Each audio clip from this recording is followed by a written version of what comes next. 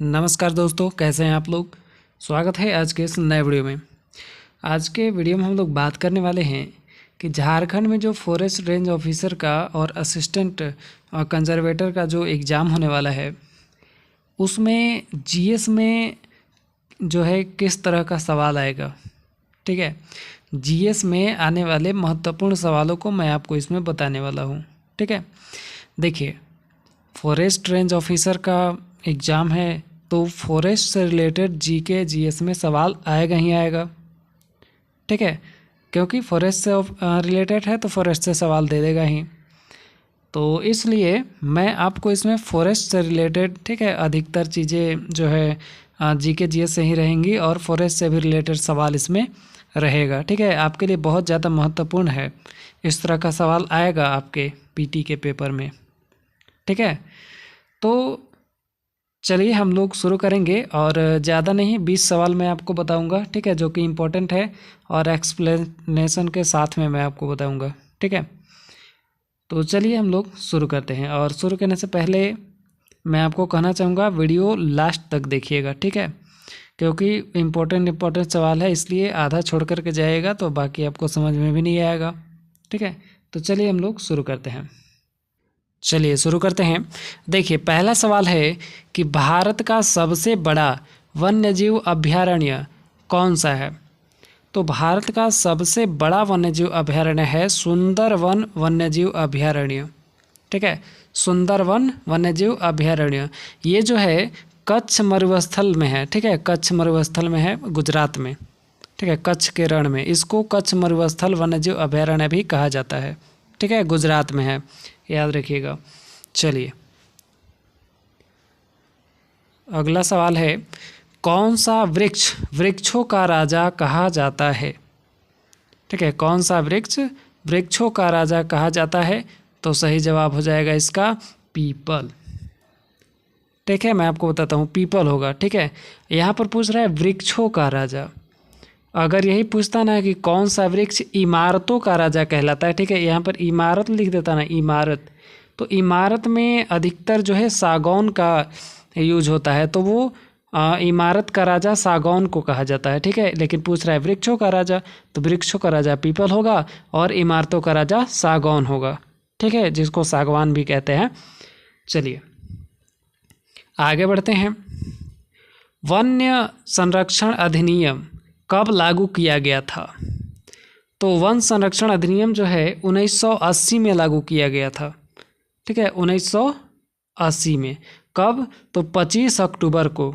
ठीक है, याद रखिएगा, 25 अक्टूबर।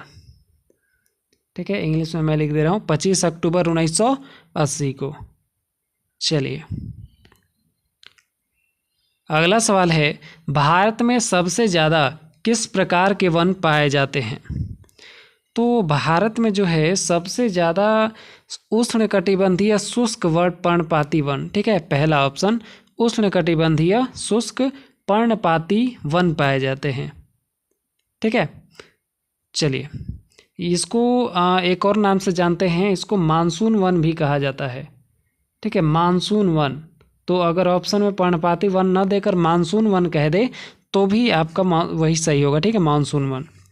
ठीक है, यह शॉर्टकट में पर्णपाती वन भी लिख देता है कहीं कहीं पे, तो इसलिए आपको कंफ्यूज नहीं होना है, मैं आपको क्लियर कर देता हूँ। ठीक है, चलिए अगला सवाल है, वन्यजीव संरक्षण अधिनियम किस वर्ष पारित किया गया था।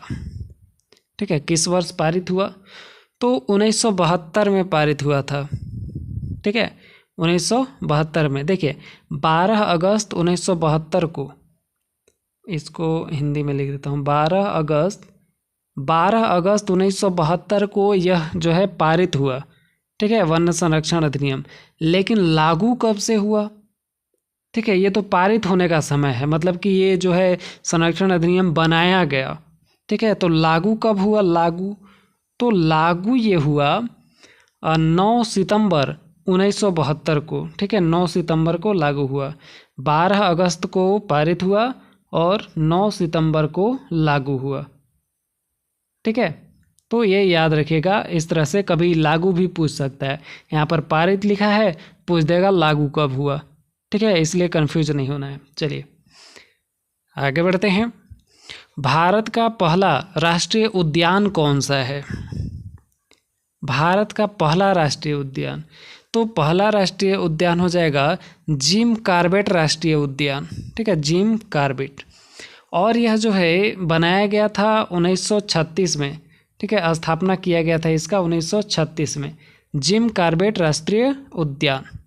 ठीक है, याद रखिएगा, इम्पोर्टेंट है ये सब। चलिए, झारखंड के किस जिले में पालकोट वन्यजीव अभयारण्य स्थित है? पालकोट वन्यजीव, ठीक है, तो पालकोट जो है गुमला में स्थित है। कहाँ पर है? गुमला में। ठीक है, गुमला और सिमडेगा में भी दोनों जिलों में फैला हुआ है। तो सिमडेगा तो यहाँ पर ऑप्शन में है नहीं। ठीक है, तो गुमला की जगह पर अगर सिमडेगा दे देगा तो आपको सिमडेगा टिक करना पड़ेगा। ठीक है, ये गुमला और सिमडेगा दोनों जगह पर फैला हुआ है। ठीक है, चलिए आगे बढ़ते हैं। झारखंड के, एक मिनट, झारखंड के किस जिले में बेतला राष्ट्रीय उद्यान स्थित है? तो बेतला राष्ट्रीय उद्यान, जिसको बेतला नेशनल पार्क भी कहा जाता है। ठीक है, तो बेतला राष्ट्रीय उद्यान जो है स्थित है लातेहार और पलामू में। ठीक है, तो सही उत्तर होगा पलामू। ठीक है, और लातेहार में भी है फैला हुआ। ठीक है, पलामू लातेहार के बीच में है। चलिए, अगला है भारत का राष्ट्रीय पशु कौन सा है? देखिए, भारत का राष्ट्रीय पशु है बाघ। ठीक है, जिसको रॉयल बंगाल टाइगर कहा जाता है। ठीक है, रॉयल बंगाल टाइगर। ठीक है, इसको कब बनाया गया था, मतलब राष्ट्रीय पशु इसको कब बनाया गया? तो इसको बनाया गया था अप्रैल 1973 में। ठीक है, अप्रैल 1973 में। ठीक है, रॉयल बंगाल टाइगर को जो है राष्ट्रीय पशु बनाया गया। और रॉयल बंगाल टाइगर का वैज्ञानिक नाम भी होता है। ठीक है, तो इसका वैज्ञानिक नाम जो है रॉयल बंगाल टाइगर का, ठीक है, उसका वैज्ञानिक नाम है पैंथेरा। ठीक है, याद रखिएगा, ये सब पूछता भी है। ठीक है, यहाँ पर पूछ दिया है, राष्ट्रीय पशु पूछ देगा कि रॉयल बंगाल टाइगर का वैज्ञानिक नाम बताएं। ठीक है, तो आपको पता होना चाहिए। ठीक है, Panthera Tigris, Panthera Tigris.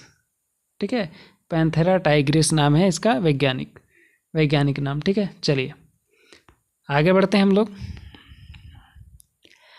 Bharat का कौन सा राज्य सबसे अधिक वन क्षेत्र वाला है? देखिए, भारत का सबसे अधिक वन क्षेत्र वाला राज्य है मध्य प्रदेश। ठीक है, और मध्य प्रदेश का टोटल जो क्षेत्रफल है वो 94,000 वर्ग किलोमीटर है। ठीक है, 94,000 वर्ग किलोमीटर। ठीक है, 94,000 किलोमीटर का क्षेत्र है। और इसका 30% में, ठीक है, 30.7% में वन है। ठीक है, तो आप समझ सकते हैं कितना बड़ा जो है वन होगा। तो चलिए, ये चीज़ें हैं। और चलिए नेक्स्ट हम लोग बढ़ते हैं। किस राज्य में गिर वन्यजीव अभयारण्य स्थित है? गिर वन्यजीव अभयारण्य, ठीक है, किस राज्य में है? तो इसका सही उत्तर हो जाएगा गुजरात में। ठीक है, गुजरात में है। कहाँ पर है? तो गुजरात में। गुजरात में एक तलाला गिर नाम का जगह है। ठीक है, तलाला गिर उसी जगह पर है। ठीक है, तलाला गिर में। चलिए अगला है, भारत में वनों का सर्वेक्षण कौन सी संस्था करती है? तो भारत में वनों का संरक्षण जो है भारतीय वन सर्वेक्षण, ठीक है, भारतीय वन सर्वेक्षण के नाम से एक बनाया गया है। ठीक है, संस्था, वही वनों के संरक्षण का कार्य करती है। ठीक है, इसको FCI FSI कहा जाता है। ठीक है, शॉर्टकट में। चलिए नेक्स्ट बढ़ते हैं आगे। भारत के वन्यजीव संरक्षण अधिनियम के तहत कितने शेड्यूल्स यानी कि अनुसूचियां हैं? तो वन संरक्षण अधिनियम के तहत जो है 6 अनुसूचियां हैं। ठीक है, याद रखिएगा, इंपॉर्टेंट सवाल है, पूछता है एग्जाम में। ठीक है, 6 अनुसूचियां हैं। चलिए, किस राज्य में काजीरंगा राष्ट्रीय उद्यान स्थित है? काजीरंगा राष्ट्रीय उद्यान, ठीक है, कहाँ पर है? तो इसका सही जवाब है असम में। ठीक है, असम। चलिए नेक्स्ट, वनस्पति विज्ञान में पेड़ों के अध्ययन को क्या कहते हैं? तो देखिए, वनस्पति विज्ञान में पेड़ों के अध्ययन को कहा जाता है डेंड्रोलॉजी। ठीक ठीक है, डेंड्रोलॉजी, ठीक है, याद रखिएगा। चलिए नेक्स्ट, किस नदी के किनारे सारंडा वन क्षेत्र स्थित है? सारंडा वन क्षेत्र किस नदी के किनारे स्थित है? तो इसका सही जवाब हो जाएगा कोयल नदी, ठीक है, कोयल नदी। चलिए नेक्स्ट, भारत का कौन सा राष्ट्रीय उद्यान बाघों के लिए प्रसिद्ध है? तो बाघों के लिए कौन सा प्रसिद्ध है भाई? तो इसका सही जवाब होगा रणथंभौर राष्ट्रीय उद्यान, ठीक है, रणथंभौर, ठीक है। ये इसमें बाघ की सुरक्षा की जाती है, ठीक है, और भी उद्यान हैं तो उन प्रमुख नहीं है ज़्यादा, ये प्रमुख है, ठीक है, प्रसिद्ध है। चलिए नेक्स्ट, कौन सा वृक्ष वनों की कटाई को रोकने में सबसे अधिक सहायक होता है? ठीक है, वनों की कटाई को रोकने में सबसे अधिक सहायक तो सागौन है, ठीक है, क्योंकि अधिकतर यूज सागौन का ही किया जाता है, तो सागौन को ही काटा जाता है, ठीक है, बाकी सबको छोड़ दिया जाता है। चलिए नेक्स्ट, भारत के राष्ट्रीय वन नीति का उद्देश्य क्या है? राष्ट्रीय वन नीति का उद्देश्य है वनों का संरक्षण और संवर्धन, वनों की सुरक्षा करना और उसको बढ़ाना, ठीक है, वृक्षारोपण करवाना, वनों की देखभाल करना, ठीक है। चलिए नेक्स्ट,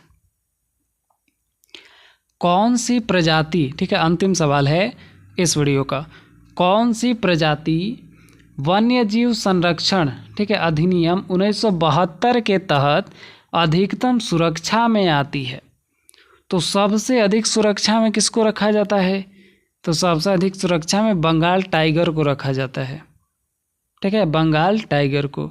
और बंगाल टाइगर के बाद फिर घड़ियाल है, ठीक है, जंगली भैंसा है और भारतीय जंगली गधा है, इन सबको सुरक्षा में रखा जाता है, ठीक है। तो सबसे ज़्यादा ये बंगाल टाइगर को रखा जाता है, ठीक है, याद रखिएगा, इम्पॉर्टेंट है। तो इस तरह से फॉरेस्ट के एग्ज़ाम में जो है सवाल पूछा जाएगा, कुछ फॉरेस्ट से रिलेटेड रहेगा, कुछ जीके जीएस से भी रहेगा, ठीक है।